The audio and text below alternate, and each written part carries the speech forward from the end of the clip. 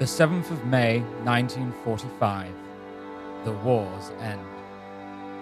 On the 25th of April, forces of the Soviet Army met with their counterparts of the American Army at the River Elbe near Torgau in Saxony. The Soviets advancing from the east, whilst the battle in Berlin still raged, and the Americans having made monumental progress across Germany in their advance from the west. Meeting meant that Germany was split into two. Just a few days later, in his bunker within the grounds of the new Reichschancellery that had been representative of the 1,000-year Reich, Hitler commits suicide. 2 days later, Berlin falls.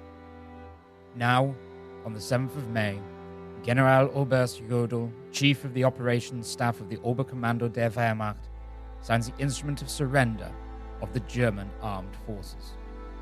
All fighting is to cease at 11:01 in the evening, the next day, the 8th of May. Germany is, for the moment, no more. However, don't be mistaken in thinking that all of the areas once shadowed by the swastika had been conquered. There remained many pockets when Jodl put pen to paper that had not been liberated. Norway, Denmark, the Channel Islands, parts of the Netherlands, amongst others, were still under Axis control. These were areas that the Allied forces had bypassed. Then there were the areas in which they had failed to meet. The American 87th Infantry Division had quite the tour of Germany in the final months of the war. Having landed in France in December 1944, it quickly found itself in the middle of the infamous Battle of the Bulge, or the Ardennes Offensive, by the end of the same month. The Ardennes Offensive, the last gasp defense of the Western Front by Hitler, greatly delayed the advance of the Western Allies, but once this last great action was cleared, the advance continued. Soon, the division was in Neuendorf in Germany.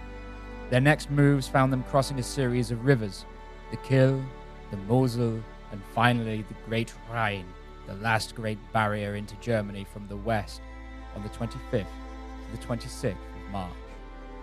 By April, the division was involved in an advance that would carry it through the state of Thuringia and into Saxony.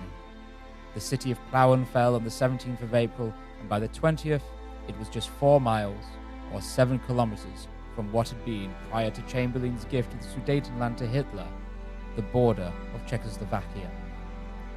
By the 6th of May, the army had held in the town of Falkenstein. For the 347th Infantry Regiment of the 87th Infantry Division, they advanced just a little further. But the war was coming to an end. The rumors of surrender were spreading. No one wanted to die, especially when victory was so near. Death now would not be heroic, but a wasted life. Now they should only advance as far as they had been ordered to. Yet herein lays the problem. It appears they didn't know how far to advance. In 1984, Stefan Heim wrote a book, a novel.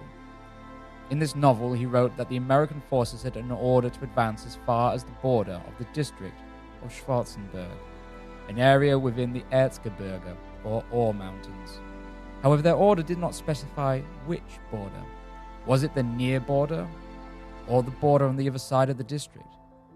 Did they have to advance yet further, or could they hold position? With no clarification, 2 soldiers took out a coin, deciding it should be settled upon a flip. Should they advance or remain? Into the air they toss the coin, and when it lands, it settles the dispute. They are to remain, thus happening to leave the district of Schwarzenberg unclaimed, especially considering the Soviets had stopped on the opposite border. Stefan Heim's version of events are purely fictional. There was no tossing of the coin. Gunter Nolau, an NSDAP lawyer and later third president of the Federal Office of the Protection of the Constitution of West Germany, was hiding out in the district at the time of the advancing Allies and German surrender, and he lay support for the theory that there was just simply a mix-up. It was believed, based on a version of events that circulated in Saxony during this period, that the Americans and Soviets had agreed that the Americans should advance as far as the Mulde River, But what the Americans were unaware of was that the fact there were in fact 3 Mulde rivers, the main Mulde River being formed by the confluence of 2, the Zwickauer and the Freiburger Mulde. The first Mulde that the American forces happened to reach was the western Zwickauer Mulde, meaning, if this story is true, that it was intended for the Americans to advance to the Freiburger Mulde, but instead halted 63 kilometers as the crow flies, early.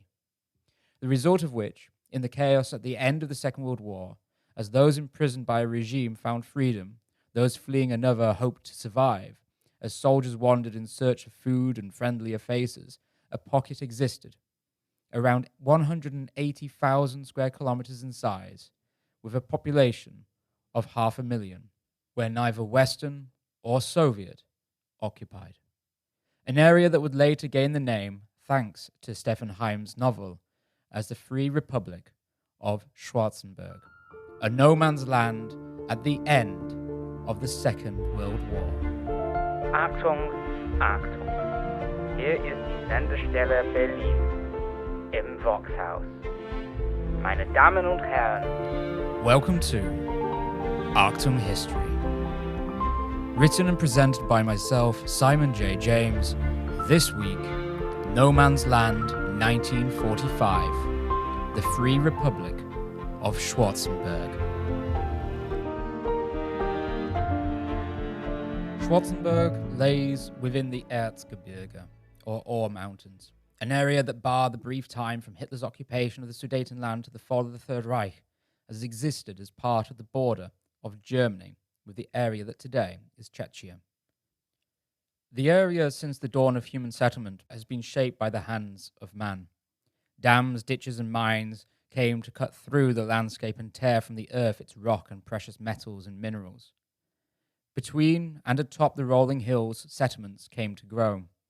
In the 12th century, the first fortification was constructed on a rocky outcrop in the center of a basin, a fortification that would protect a trade route between the historical Pleißenland, today in western Saxony and Thuringia, and Bohemia. Around the fortification, a town began to grow. Rising above a sea of thick forest, the fortress placed upon this granite outcrop became known as Schwarzenberg. Centuries passed, and little happened.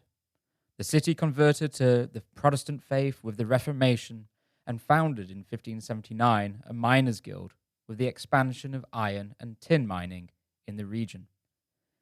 The next almost 300 years for Schwarzenberg became characterized, however, by destruction. In the 30 Years' War, it was captured and plundered before later burning down. Twice. But after the last fire in 1823, prosperity seemed to arrive. Factories were established, glassworks and a liquor factory were founded. A school system enacted, as well as a much-needed volunteer fire brigade. The railway arrived, and the local post system was vastly expanded. Schwarzenberg was now the economic center of the region, as well as the seat for the district administration. Then, in 1898, Louis Krauss founded the Krauswerke in nearby Wildenau, which rose to become amongst the most prominent employers of the region, producing, amongst other things, bathtubs. In the First World War, the town lost 165 of its men. After the war, the town continued on its gradual expansion, incorporating smaller towns into its borders and increasing its importance at the center of the district. New auto routes were established, with the town's first petrol station opening in 1920 to serve the Grünhain-Schwarzenberg-Au bus route. On the 1st of January 1921, Ernst Retsch was elected as mayor. Then the town settled into quaint obscurity. Even as Hitler rose to claim power over Germany, even as the power was spreading over Europe like a disease, even when the bombs of Hitler's enemies flew over the German villages and towns from the west to the east, Schwarzenberg lay quietly hidden amongst the hills, saved from damage, but not hidden from the crimes of the regime, as the Zwangsarbeitslager Rote Mühle, or the forced labor camp, was established near to the town's borders, and the Kraus factory, a amongst others, having used such labor in production, not for bathtubs, but rather for the means of war, as aerial components, Panzerfaust, and weaponry was produced. The only other literal thing of note was the construction of the Thingplatz, an open-air theatre placed atop a hill, whose stage claimed the Schwarzenberg castle and the mountains beyond as its backdrop. A theatre of 15,000 to witness the folklore of the Third Reich performed when it opened finally in 1938. Yet now at the end of the war, Schwarzenberg finds itself in a precarious position, with the Americans having halted to the west and the Soviets to the east. It was in an almost vacuum of power. For 3 days, from the 8th of May 1945, when the official surrender came into place, nothing seemed to change. It was an eerie calm. Yet with the surrender of Germany and her armies, there naturally came an influx through the region of members of the Wehrmacht and refugees, both fleeing the Soviets. Siegfried Müller, then 15 years old, from Hunsrübel, which just fell into the zone occupied by the Americans, remembered later. Then came the Silesians, the Pomeranians, the Mecklenburgers. In between the soldiers who had thrown their weapons away, it was simply a total collapse. We young people believed that the war still could be won. And those who say something different today are cheating. It was a total collapse, and a predominant number of troops came from the division of Ferdinand Schörner. Schörner had been, albeit very briefly, the commander-in-chief of the Wehrmacht, having been appointed as such in Hitler's last will and testament. But his legacy in the Wehrmacht, in reality, was one of brutality, not only to those he fought against, but also against his own men. For this, he was one of Hitler's most favored generals. Despite only becoming a member of the NSDAP in 1943, Schörner had been a convicted idealist of National Socialist sentiments. His rule over his troops was remembered as one of absolute severity and characterized with his often regurgitated statement, "A soldier should be more afraid in the back than from the front." In this sense, he shared similar beliefs to the infamous Stalin Order 227, or the not one step back order. Towards the end of the war, on the 12th of March, Goebbels visited Schörner and would later record in his diary, "I tell the Führer about the radical methods that Schörner uses to achieve this goal. Deserters find no mercy with him. They are tied to the nearest tree and hung around their necks with a sign saying, 'I am a deserter. I refuse to protect German women and children, so I was hung.' Such methods work naturally. In any case, the soldier in Schörner's combat area knows that he can die in front and must die in the back. This is a very good lesson that everyone will surely take to heart." Schörner and his troops, now the Army Group Center, were involved in battles along the border between Germany and the Protectorate of Bohemia and Moravia in the region of Görlitz, with a minor victory coming at the Battle of Bautzen on the 25th, but the skirmishes continuing until the 30th. Schörner, however, realizing the war was lost, fled, leaving his troops behind. Betrayed, his troops now had to make their way to the American lines as quickly as possible to avoid being captured by the Soviets. Now these soldiers were desperately heading west. As Siegfried Müller remembered, these soldiers were also perforated with refugees from the German territories that the Red Army was now in control of. Most having fled ahead of the advancing troops. Naturally, most feared the repercussions of Germany's actions in the east and wished desperately for safety. For most, the name Nemmersdorf still rang in their ears. Bei den erfolgreichen Gegenangriffen sind die deutschen Soldaten auf grausige Spuren bolschewistischen Mordterrors gestoßen. In Nemmersdorf und den anderen ostpreußischen Orten hat die den Sowjethorden von ihrer Führung gegebene volle Handlung. Nemmersdorf had been amongst the first ethnic German villages to fall to the Red Army when it fell on the 21st of October, 1944. However, during the night, the Red Army forces retreated to form a defensive line, and the Wehrmacht was able to retake the village. The report of what they found was heard by most Germans. 74 German civilians killed, mostly with either shovels or with rifle butts. Some according to Major General Erich Detlefsen of the German Fourth Army, had been nailed to barn doors. The females, ranging from the ages of 8 to 84, had been raped. According to Volkssturm member Karl Portrek from Königsberg, in the farmyard stood a cart to which more naked women were nailed through their hands in a cruciform position. Near a large inn, the Rote Krug, stood a barn, and to each of its 2 doors a naked woman was nailed through the hands in a crucified posture. In the dwellings we found a total of 72 women, including children, and an old man, 74, all dead. Some babies had their heads bashed in. Along with the murdered civilians, 50 Belgian and French POWs who tended for the horses of the farms were also murdered. Goebbels, as you hear in the background, exploited the situation. There was an increase in men signing up to the Volkssturm. However, there also came an increase in the number of German civilians fleeing. For most, they had little option. The Wehrmacht's retaking of Nemmersdorf also showed that it was possible for a village to change hands once again. If they were to surrender to the Soviets in a hope of saving their lives, there always came the chance that the village might be reconquered and they would be hung as traitors. So there was little option but to flee. For Schwarzenberg, it acted as an enclave of temporary safety, or a bridge even between territory that was soon to be Soviet and the territory currently in the possession of the Americans. 18-year-old Gottfried Becher, the son of a haulier in the Johann Georgenstadt, used his father's lorry, as he remembers, to transferring 40 refugees at a time, 3 or 4 times a week, across the demarcation line that was not a problem at all for the first few days. There were no barriers and nothing. I always drove through completely unscathed. For the people of Schwarzenberg, with such a movement of population through their borders, there came the fear of looting.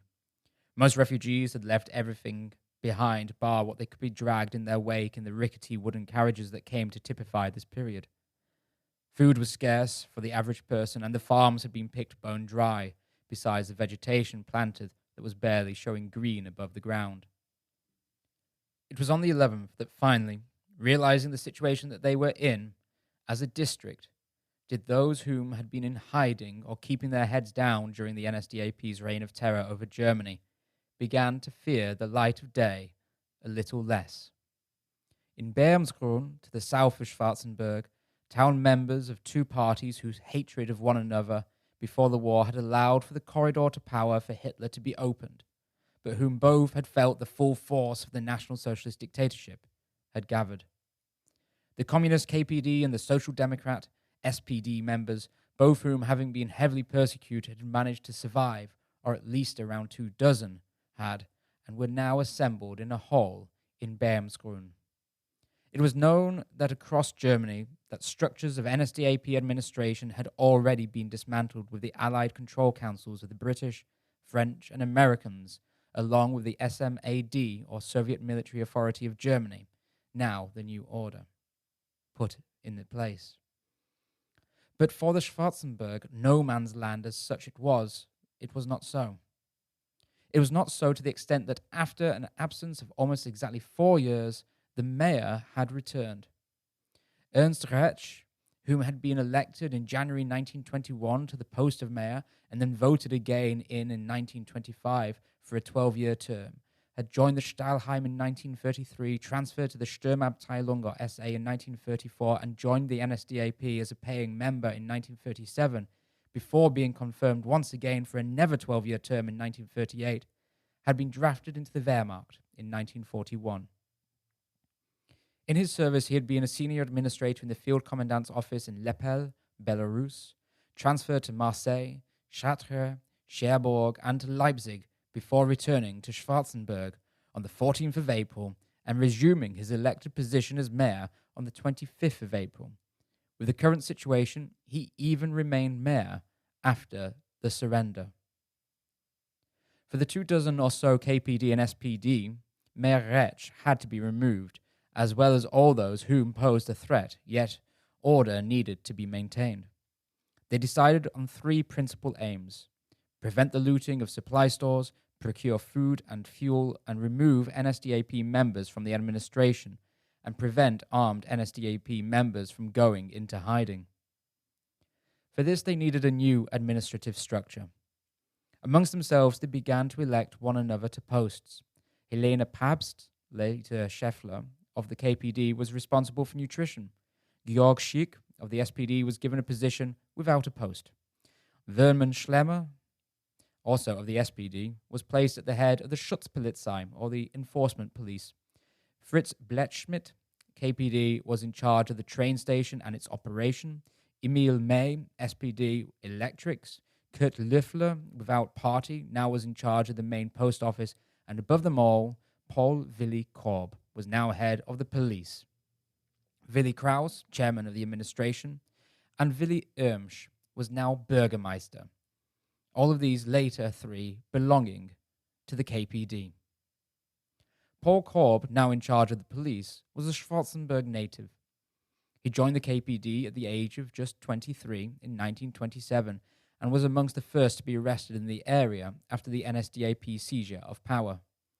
He first was taken to Zschorlau and later Sachsenhausen concentration camp, where he was interred for 3 years before being released in 1936. Between 1936 and his calling up to the army in 1942 for fighting on the Eastern Front, he worked at the Krauss manufactory. In regards to the police, he established a new police, meaning he kept 7 of the NSDAP members within the 9-man squad, due to the lack of men and knowledge of the job. Willi Irmsch, the new mayor, was born in the surrounding hills, the son of a tailor. He completed an apprenticeship at a commercial school from which followed a wide range of jobs. In 1920, he joined the KPD in Schwarzenberg at the age of 22, and in working for the KPD, he was arrested in 1923 whilst doing illegal work.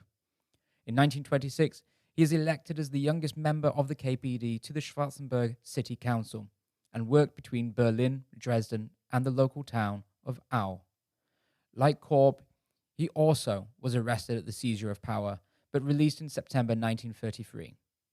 Worked in a forestry, and then an accountant's followed, and according to the dubious source that is Die Welt, he became a block leader of the National Sozialistische Volksvollfahrt, or the National Socialist People's Welfare Group, the second largest National Socialist group organization after the German Labour Front. For this, Die Welt reports that Irmsch had to begin carrying a firearm due to the fear of reprisals. However, I personally haven't been able to corroborate this story.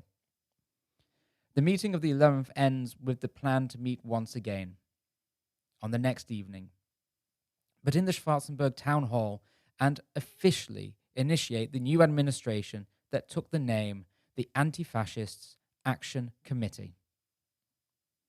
On the 12th, whilst most camps from concentration to work camps within Germany had been liberated, word began to reach the Rotemühle, the forced labor camp to the north of Schwarzenberg, that the war had indeed come to an end. The camp occupied around 5 hectares of land and held between 1,000 and 1,500 people from 7 different nations. Amongst them, this included 700 from the Soviet Union and 200 from France.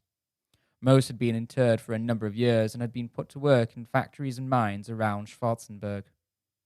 Many of those workers had ended up working at Krauss, the company that had begun by manufacturing bathtubs, but had since become a leading developer of the drum washing machine. The Krauss manufactory during the war was under the control of Friedrich Emil Krauss, whom in joining the NSDAP in 1934 became cultural warden for the Schwarzenberg administration, tasked with amplifying the cultural traditions of the Erzgebirge, such as carving. But in this, Krauss had also become good friends with the NSDAP Gauleiter, Martin Mutschmann. During the war, the Krauswerk had switched focus from washing machines, therefore, and toward the production of Panzerfaust, grenades, cartridges, steel helmets, canteens, aircraft parts, ammunition boxes, and tropical suitcases. In doing so, it had employed at least 297 of the Rotemülle's foreign workers. So at 6 p.m, on the 12th of May, the Anti-Fascist Action Committee made a visit to the Rotemülle, and it announced, "Anti-Fascists took power in Schwarzenberg yesterday. From now on, you will all receive the same food ration as the German population. We propose that you form a commission to manage the camp's food stocks. We will make every effort to return you to your home countries as soon as possible. We expect prudence and, if necessary, assistance from all persons in the camp. From the Rotemühle, its gates now apparently open, the committee drove to the town hall for their scheduled appointment. For appearance's sake, the committee sat in the Schwarzenberg Rathaus and officially demanded that Ernst Rötsch, as a member of the NSDAP, be removed from office, and in doing so appoint Willy Irmsch in his stead. No sooner, and very dramatically, had this happened than the doors to the chamber burst open. Standing in the doorway, enraged, stood the now former mayor, Rötsch. He began immediately, according to Paul Cobb, barking orders at the new council, still believing that his 12-year term that ought to last until 1950 was still in place. But quickly Irmsch and Krause banded together and stood firm, banishing the former mayor Rötsch from the chamber, who in turn must have quickly realized that even though the occupation by the victors of war had not reached Schwarzenberg, the tide was certainly not in the favor of the NSDAP. Now the committee set to work. A principal issue was food. It was not only the local population that had to be fed, but also the refugees, the foreign forced laborers, and the prisoners of war. In all, the district population had greatly swelled, and to feed so many would be a monumental task. For this, Paul Cobb put his new police force to work. The homes of the industrialists and the entrepreneurs, as well as the NSDAP functionaries, were to be searched for food. It was a reasonable assumption that these people will have been stockpiling, bartering, and furnishing one another with their finer goods throughout the NSDAP reign. In the coming days, the committees tried to re-establish a degree of pre-NSDAP normality. Whilst in the occupied areas of Germany, there could be no independent work outside of the work assigned by the occupying forces. In Schwarzenberg, with no occupiers, there was no such limitation. Business could return, and as such, the Krauss factory was returned to producing its pre-war items. Trade even returned. Items produced in the district were often taken to the Soviet area to the east and exchanged for foodstuffs in the districts of Oschatz and Döbeln, as well as in the currently American-occupied Thuringia. The post office began to return to normality, with a local post service serving the districts opening up. Instead, however, of printing new stamps, Kurt Löffler opted to use the stamps that the district already had an abundance of, ones featuring the face of Adolf Hitler. However, over such an impression of the Schwarzenberg castle was stamped onto. Apparently, this became a common practice for other districts with their own landmarks in the months following the surrender. As for money, however, it is often noted that something similar was done with the paper money. Old Reichsmarks were printed over with an image of the Schwarzenberg castle. However, sources from the day allude to this being a later flight of fantasy, and in fact the predominant currency was either salt or American cigarettes. As the days passed and more of their own district could be searched, more progress in finding food was made. In Tellerhäuser, on the Fichtelberg, a large warehouse was discovered. When Cobb's police opened the warehouse, they found a relative treasure trove of canned food that had been procured and stored by the NSDAP leadership for their own subsistence. The warehouse was emptied quickly, the canned goods loaded into the backs of waiting trucks, and soon the district had access to a new line of food.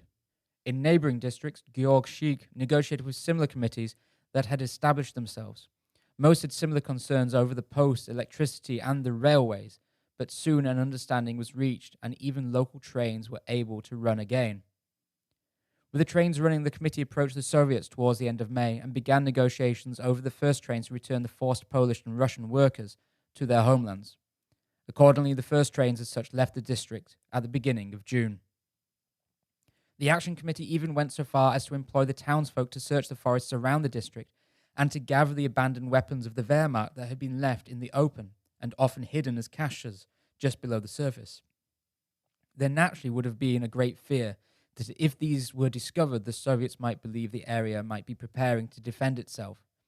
In all, the search parties in the forest found 2,101 infantry rifles, 110 machine guns and submachine guns, over 10 million rounds of infantry ammunition, 5 field guns, numerous grenades, and of course, Panzerfaust.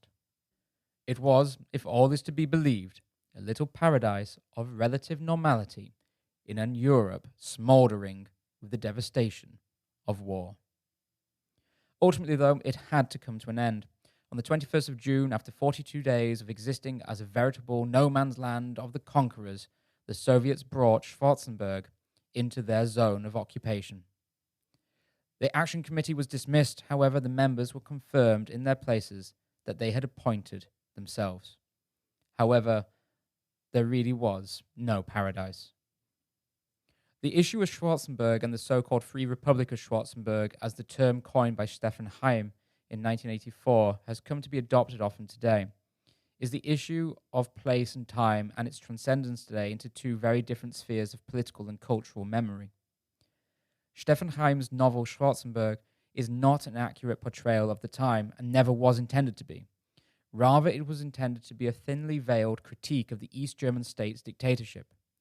The novel represents Schwarzenberg as socialist, but a socialism that was founded in democracy, in which the people have a voice in governance, where the politicians are responsible to the people and not the reverse. To the East German state, this contravened directly the Stalinist structure which they had adopted. This resulted with the book never making publication in the East German state until the wall fell and it was printed on a second run in Berlin. Yet in itself, its popularism and an idealism of a socialism that never existed in Germany has been adopted by many as fact and seems to have confused many within the remaining organisms of communism in today's Germany as to the real history of the East German dictatorship and Schwarzenberg.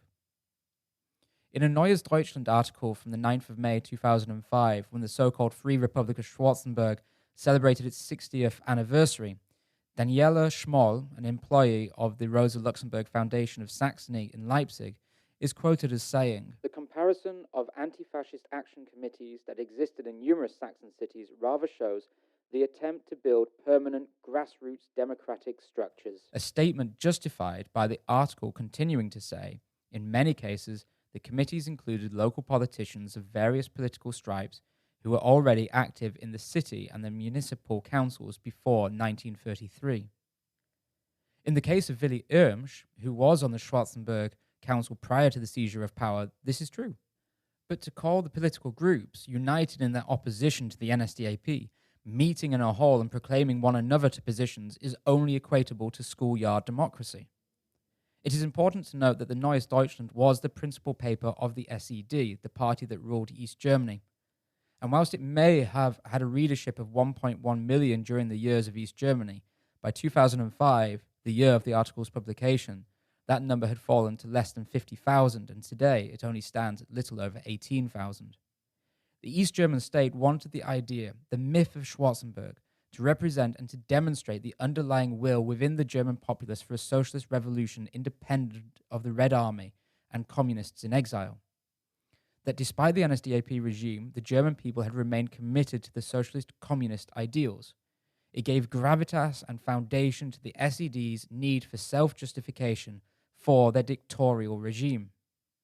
Indeed, much of the story of Schwarzenberg came from Werner Gross, an official historian of the DDR regime, who wrote, "With this, the Schwarzenberg anti-fascists implemented the teachings of the classics of Marxism, Leninism, especially Lenin, of the need to smash the old state apparatus and build a new one. In Schwarzenberg, it became clear that only the working class, in alliance with all other anti-fascist forces, was able to take power and consistently strike a new path. The struggle of the anti-fascists in Schwarzenberg contributed to the later development and consolidation of the German Democratic Republic, the first workers' and peasant state in the history of Germany." Gross and the regime here wanted to idealize Schwarzenberg. They wished to announce the achievements of the 42 days as consistently striking a new path. Yet it only lasted 42 days. How much was there to show? The returning of forced laborers? Sadly, even that is a myth. According to the Bundeszentrale für politische Bildung, or the Federal Agency for Civic Education, or BPD, files show that the evacuees and refugees were immediately evacuated from the district, not for emphatic reasons, but because of the precarious supply situation. The refugees were not welcome, and so the fact that it was difficult to obtain food served as a justification for the inhumane deportation practice that had taken place. Mayors and action committees of all rural districts instructed the refugees to go to their hometowns immediately and threatened to cancel their ration cards. For the forced laborers, there was no comfortable train, no amenable agreement with the Soviets to return them to their homelands. Rather, they were forced into cattle carts, off trains, or into the back of trucks in squalid conditions on the orders of Mayor Irmsch. Now it becomes evident why the railways in a broken Germany were so important. Irmsch wanted them out as quickly as possible. He had the trains dispatched for Chemnitz and Dresden, both cities heavily destroyed in the bombing campaigns over Germany. Both cities' populations struggling for an existence. Both of the cities refused the trains when Irmsch asked them to take the poor people. Both cities said no. Despite this, Irmsch shipped them out anyway. When some of those refugees made their way back, they were shipped out yet again. Later in 1945, Saxony as an area demanded the removal of over 2 million refugees whom had made their way to the state, once at the center of Germany, but was now at its eastern frontier. As for others within this grassroots democracy to which Daniela Schmoll refers to as quoted in the Neues Deutschland, they found themselves rather in a world that had flipped.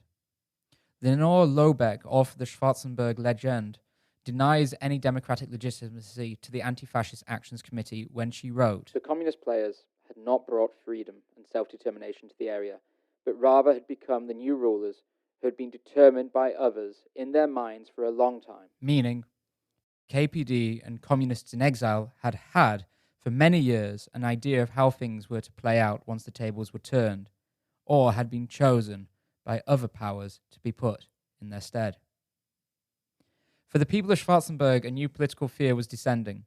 The BBP reports that 978 people from Schwarzenberg were imprisoned in the Soviet special camps between 1945 and 1950. Whilst the fate of 767 was clarified, the fate of 211 remains unclear. What is known, however, that 29.9%, or 230 of the 767 prisoners died in the NKVD special camps. Another 20 were executed. The court of the GDR sentenced 48 people and a further 158 were arrested by 1950.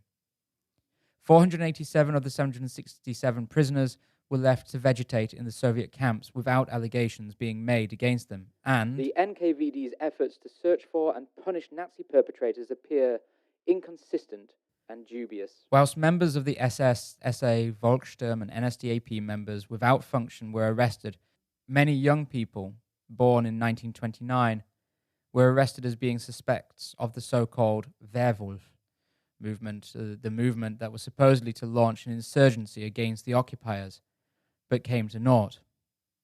One of these was Siegfried Müller, whom was arrested on the 1st of November 1945 and thus spent a year and a half in Saxon prisons before being sent to Siberia and only returned to Hunsrübel in 1950. He told Der Spiegel in May 2020, 11 others were imprisoned from our town, like me. 5 of them never came back. They broke down in the camps. For the former mayor of Schwarzenberg, Ernst Ritsch, his fate was none the less pleasant. After his deposing from position, he was handed over to the Soviet occupation forces. From here, he was taken to Dresden and charged with crimes committed whilst in Belarus, where the National Socialist forces committed heinous crimes. For this, although there was no evidence of his own involvement in any of these crimes, his mere presence was enough for him to be remanded, imprisoned for over a year, found guilty, and executed, presumably on the 21st of May, 1946, little over a year after the end of his tenure as mayor. Another important note is that while Schwarzenberg was sold as being independent of occupiers, this was not truly the case. The Americans made regular patrols of the towns, and whilst they might not have actually set up officers to govern, the soldiers nevertheless were a presence. Gottfried Becher, the son of the haulier, reported to the Spiegel that he witnessed Americans a couple of times in Johanngeorgenstadt, and that they were always appearing to have a hand on a camera, a pistol, or a rifle. Indeed, for many of the residents, understandably, they were hoping that the Americans were going to march in and take over the town. But the Americans could not. The decision of where the new borders would be had already preliminary been made. Many understood this and began to leave. Those whom had perhaps been members of the NSDAP for whatever reason, those who might be considered politically unreliable, or anyone whom had something to fear from the Soviets and the Communists, which was most, began to leave, whether that be for reasons of health, freedom, or business. There had been an agreement made between the Soviets and the Americans that the territory that was currently occupied by the Americans, but later would be transferred to the Soviets, the American forces would not allow for the removal of machines, businesses, and such to other occupied areas. Yet the agreement stood for little. In the series The Nazi and the Moon, we saw how this was not respected in regards to the rocket technology in the Dora Mittelbau camps, the works of Werner von Braun, which was quickly packaged and shipped to the American sector. Similar things were to happen here also. Many factory owners understood if they were to remain in an area that was to come under the control of the Soviets, the means of production, the machines, and even the workers would be shipped to the Soviet Union. Whole factories would be disassembled, leaving little more than the foundations. Many factory owners decided, therefore, to take what they could and go. At the Siemens and Hauske work in Gera Erfurt, that didn't fall under the Schwarzenberg no man's land, the company shipped out between 2,000 and 3,000 employees, over 500 tons of company property, as well as valuable company materials, all transferred to the Western Allied zone. For Friedrich Emil Krauss, whose company had profited from the production of war materials and used forced labor during the war, and whom himself had been awarded the Golden Deutscher Arbeitsfront badge in 1937, numerous honorary degrees, and appointed a Reich labor judge, he was not so fortunate. The Schwarzenberg no man's land, under the control of the Anti-Fascist Council, had effectively put a halt to the chances of the smuggling out of his own business.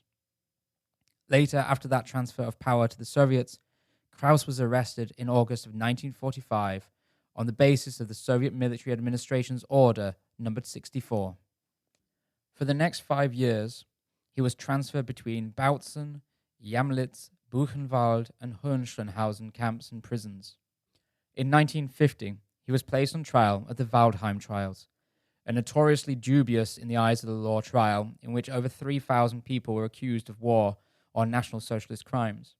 The German author Thomas Mann would write in 1952 to Walter Ulbricht, the East German leader, about the trials and compared them to the judgments of Roland Freisler, the infamous Nazi blood judge. 146 people as a result of these trials received life sentences. 1,901 a sentence of between 10 and 14 years, 290 between 5 and 9 years, and just 5 received a sentence of less than 5 years. 72 were unable to stand trial, and 42 died during the trials, whilst 33 death sentences were handed out, 24 of which were carried out. Krauss received 12 years, but was released after 9 and was sent to the Federal Republic of Germany. His company, however, was seized by the state and became the largest manufacturer of washing machines in East Germany. For Willy Irmsch, he remained mayor of Schwarzenberg after the Soviets took control, as also the others of the Anti-Fascist Actions Committee also remained in their positions. However, in September 1946, elections took place for a new mayor, and Irmsch was soundly beaten by the CDU's candidate, Friedrich Langenickel, who received 51.5% of the vote. Irmsch was transferred by the new powers of state to the Aal district, where he became a deputy district administrator.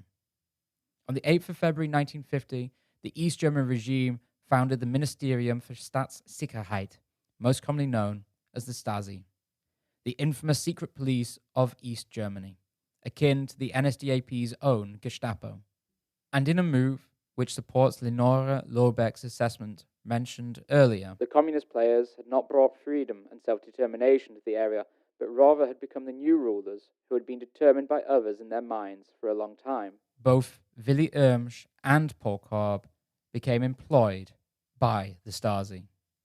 Willy Irmsch, as well as his wife, both became informants for the Stasi, whilst Paul Cobb, who had been appointed as head of the police during the 42 days of No Man's Land, became a full-time employee. For his service to the DDR dictatorship, he received the DDR Medal of Merit in 1965, the Ernst Schneller Medal for outstanding service for educating young people to be ready in defense of the nation in 1970, the Patriotic Medal of Merit in silver in 1971, which came with a one-time bonus of 5,000 marks and an annual bonus of 500 marks. And then Cobb's merit was upgraded to gold in 1980, which gained him an extra 10,000 marks and an increase to 1,000 marks a year. When Paul Cobb died in 2002, he was the last surviving member of the Schwarzenberg Anti-Fascist Actions Committee. Since the fall of the Berlin Wall and the East German regime, as well as the Soviet Union, the legend of the Schwarzenberg Republic has grown somewhat, and its history is still changing. Ernst Rech was posthumously rehabilitated by the Russian Federation as no proof existed that he had committed a crime, although no one knows where he was buried after his execution. With the reprinting of Heim's novel in 1990, the legend of Schwarzenberg grew and reached the new audience in the former East, i.e. Schwarzenberg itself. Much of the story, although a fantasy and an anti-DDR piece, passed into folklore, and also was adopted as the truth by some whom have come to believe their own somewhat pathological lies that constitute an alternative history, taking fiction for fact. Even characters whose involvement with the NSDAP cannot be denied have had their records changed to present a positive image. Friedrich Krauss, as all of those of the Waldheim judgment, had his judgment posthumously overturned. In 2019, the state of Saxony turned farther toward the far right in its elections. In November of that same year, the Saxony State Directorate determined that Krauss was not about spreading the ideas of the National Socialist regime, but rather was opposed to the National Socialist tyranny, exonerating him from any crime he may have been associated with. This being despite, in 1936, being charged by Gauleiter of Saxony, Martin Mutschmann, to line and control all cultural endeavours in Saxony with the interests of the NSDAP. Nevertheless, in Schwarzenberg, the legend has been capitalized on as a tourist attraction. Souvenirs can be purchased in the form of Republic of Schwarzenberg passports, amongst other items. The issue is, this positive image of the Republic of Schwarzenberg, this fantasized image, has passed from myth into folklore, with the stories being regaled as truths. Through this episode, I have endeavored to describe to you the myth as it would be told, but to break it down with the facts. How the image of freeing those in captivity was twisted for favorable propaganda, when the reality was selfish acts rather than humanitarian. With this in mind, I finish with a quote from Heinrich August Winkler, who in a presentation in 2004 spoke, "A history policy that cultivates historical legends and thus contradicts scientific knowledge must challenge scientific criticism. This is especially true when a certain reading of history condenses into a myth and tries to isolate itself from scientific criticism. As it is folklorized, a myth becomes a cultural asset. If it is questioned, it triggers the typical reflexes of maintaining vested rights." This has become the issue of Schwarzenberg.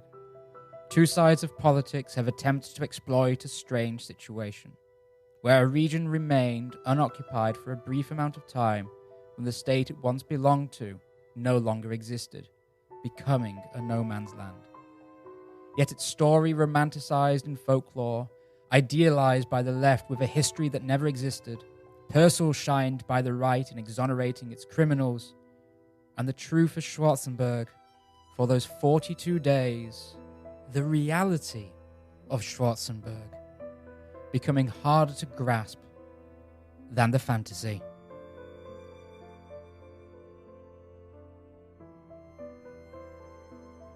Thank you for listening to the Achtung History Podcast, written and presented by myself, Simon J. James. This has been No Man's Land 1945, the Republic of Schwarzenberg. If you've enjoyed this episode, please consider becoming a Patreon at patreon.com/AchtungHistory, where tiers begin for as little as just €1 a month. All money from Patreon goes back into supporting this podcast. If you want to keep up to date with news on Achtung History, follow on Twitter and Instagram with the handle @AchtungHistory. From me, Simon J. James, until next time, goodbye.